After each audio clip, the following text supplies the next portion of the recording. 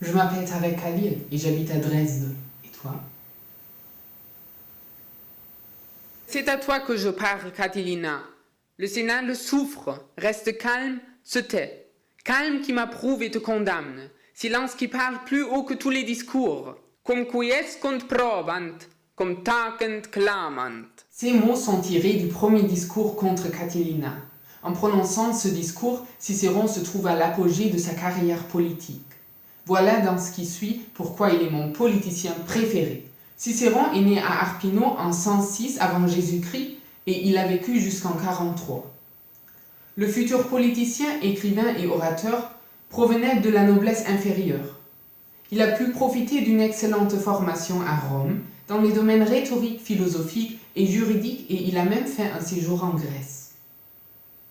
Élu consul en 63, Cicéron délivre la Rome ancienne de la conjuration de Catilina seulement à l'aide de ses discours. Après son consulat, par contre, Cicéron a été exilé par les régnants succédants, ce qui a fait, lorsqu'il est rentré déjà un an plus tard, que son autorité politique a largement diminué. Il se dédie alors davantage à la rédaction de ses œuvres littéraires sur la politique et la rhétorique. Le meurtre de César est une chance pour la République de ressusciter à l'aide de Cicéron.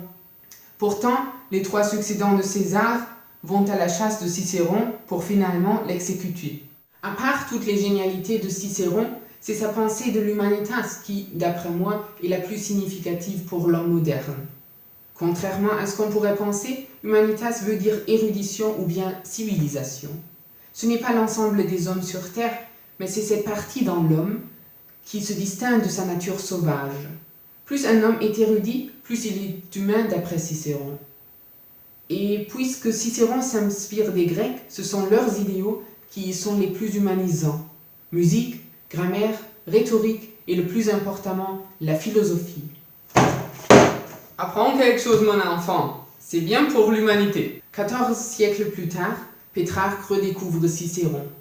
Fasciné par l'humanitas, il donne naissance à l'anthropocentrisme qui va marquer les siècles à venir.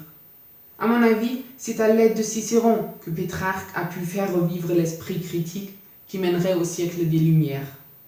Au début se trouvent les Grecs, et grâce à Cicéron, nous profitons de leur érudition. Grâce à lui, nous connaissons la vraie humanité que nous pensions posséder par naissance.